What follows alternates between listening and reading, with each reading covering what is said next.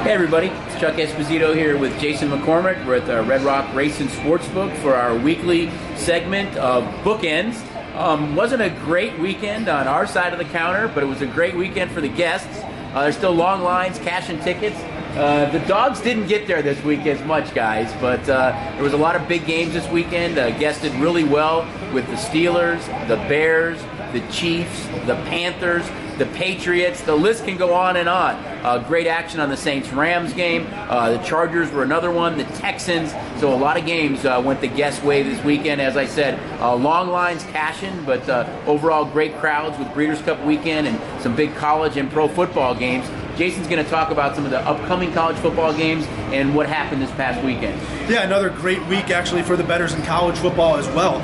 We talked about the college football playoff, releasing the rankings for October 30th, who's in that top spot looking for the playoff chances, and those top teams didn't disappoint the bettors that followed them. Alabama had a rout, Clemson a rout, Notre Dame covers, Georgia covers against Kentucky, Michigan covers against Penn State. So all the top teams did their job. With the rankings coming out, though, I think they're all looking to be impressive and get those big covers week in. Yeah, week I mean, out. again, that obviously the Alabama and Clemson and where they're sitting 1 and 2. That argument for 3 and 4 is going to be hotly contested, and the Notre Dame, the Michigan, the Georgia, they're going to have to put up wins to get themselves into those 3 and 4 holes. And you take a look at this week, again, a lot of those top 6 specifically are big, heavy favorites. Again, Alabama, 26-point favorite, Michigan's a 39-point favorite, Notre Dame an 18-point favorite over Florida State. Clemson might arguably have the toughest game of the group.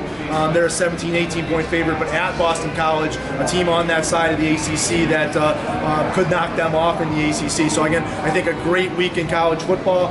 We've got on the Pac-12 side of things, we've got a really interesting Utah-Oregon game. Again, Utah upset loser to Arizona State last week. But again, that game is really interesting.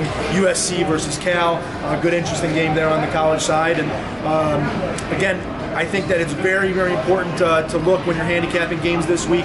Look at where teams are from a bowl eligibility standpoint. 6 wins is what teams need to get to. So take a look at those teams that have 4 wins or 5 wins, what they have remaining on their schedule. See if they can get to that vital 6th win to get themselves bowl eligible when you're doing your college football handicapping this week. And on the pro side, what do you see for this upcoming week? Well, I think when you look at the pro side, you're definitely seeing some separation now. You look at how well the Saints are playing and the Rams.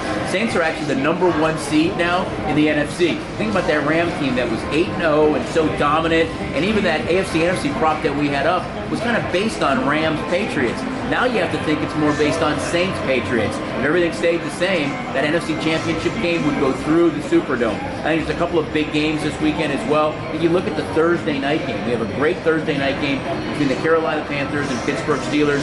If it wasn't for Carolina being in the same division as the Saints, we'd be talking about them as being one of the best teams in football right now. They're 6-2, right behind the Saints.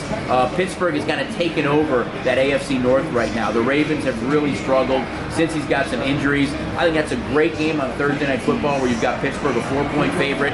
You've got the Saints on the road at Cincy. But you've got some big divisional games, I think, when you look at the rest of the league. The rest of the league on Sunday. You've got that Sunday night game between the Cowboys and Eagles, which could be an important game. You've got the Bears and Lions playing each other. So there's some big games to look at. And then I think you look at the Chiefs, who are a big favorite against the Arizona Cardinals, and you look at the Rams, who are a big favorite against the Seahawks.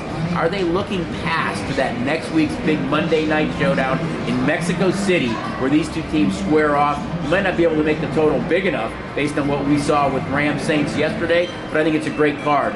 It's not only football, though. I mean, you've got pro basketball. You got the NBA slate, which has been great early season so far. Yeah, one last touch on this week's NFL games. To your point, both the Chiefs and the Rams. Chiefs are 17-point favorites over the Cardinals. Obviously, Cardinals coming off their bye week, and there's been no stopping this Chiefs team. So maybe they'll have to stop themselves in looking ahead to that Rams game next week.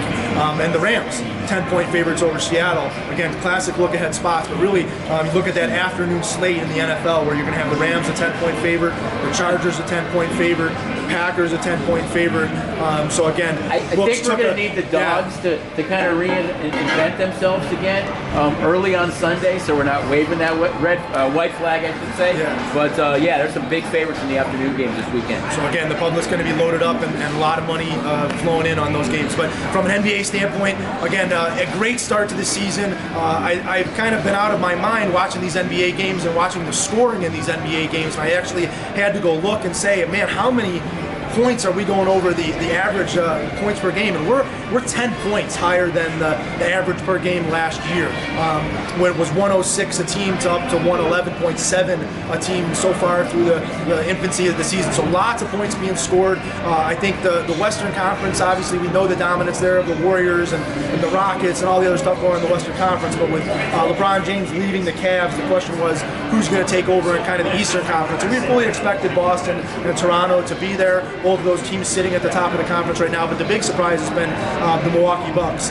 Like I said, I didn't want to try and pronounce Giannis's last name. Antetokounmpo, the Greek Freak. Greek Freak, but Milwaukee's been absolutely fantastic. They're doing it with him and a band of merry men that you can't. Bledsoe is probably the only other guy that I could even say is on the team. So they've really gelled together. They're playing really well. A lot of high scoring in the NBA. So if you're looking betting the NBA, make sure you're keeping aware of that the high scoring that's going on there. I think you just go back a couple of years and it was the exact opposite. There wasn't a lot of scoring. I think the league has made some rule changes that have catered to that scoring, catered to offense, and it is exciting. But from our side of the counter, it's something that we've had to adjust to really quickly, adjust lines, shade overs, because that's the way it's getting best. Yeah, an 8-point favorite, a 10-point favorite, it means nothing when teams are scoring 120, 125 points a game, and the three-pointers are up. They're up made three-pointer per game.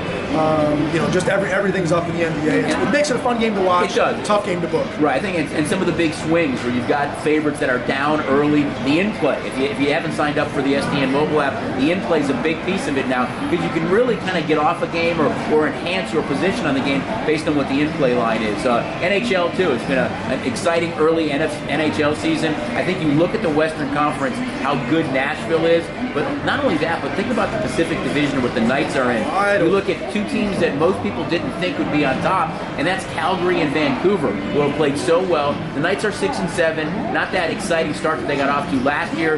They should have Pacioretty back soon. They've got a big road trip coming up where they play at Toronto, but no Austin Matthews in that game. You've got a really tough stretch of road games, but hopefully they can kind of weather that storm and get back. But that Western Conference is just loaded right now and very, very competitive. The Knights just have to be one of 8 teams. You want to be one of those 8 teams at Thanksgiving. After that, it really starts to ratchet up a little bit. So hopefully they can kind of right the ship and get hot again right before that time. Well, their Thanksgiving slate, like I said, they've got 5 games that Thanksgiving week, and I think that's going to be a telltale sign. They'll get Nate Schmidt somewhere back in that. He's got 7 or 8 games left before he's back. I still think that they've got to run in them, but the Pacific Division is wide open. Calgary's playing well. Even Arizona's won 5 straight games. Arizona's been really exciting. Colorado can score a lot of points in the West. So there's been a lot of exciting teams that I think most people didn't think. Arizona, Colorado, Vancouver, and Calgary that have kind of overachieved so far early in the season, which has made it exciting. We're excited. We've got college football, pro football, hockey, basketball, and you know what we get here this week? We get college basketball back as well. And there's some great games. I mean, you got Duke and Kentucky, Kansas, Michigan State. You've got some great early season games, and with all the games and all the different start times and all the sports going on, as Jason mentioned, there's one important thing you need if you can't get down here. That's STN Mobile. Well, like I said, the books, not a good week. The public had an absolutely fantastic week betting their football. So now take that money, establish your STN Sports mobile account. That way you'll have the book carried around in your hand all the time. You'll never miss any of this action. We've got a November special. Sign up now, and you've got a $50 bonus available to you. There's no better time to get involved in sports betting than right now, and get the STN app and don't miss another bet. Especially with all the start times. You talk about the 3 pro football games on Thanksgiving. You've got a whole slew of college football games on that Friday and Saturday. They're different start times. You're going to be enjoying turkey. You're going to be enjoying your family. If you can't get down to one of our books, STN Mobile is just a great option to have. So good luck this weekend, guys. There's a lot of big games going on. As we said, the Dogs did not get there. It was a good game, good weekend for the guests this week. As I mentioned earlier, they've been cashing all night with big smiles on their faces. But this is our weekly segment. Bookends. Good luck again this weekend, and we'll see you guys next week.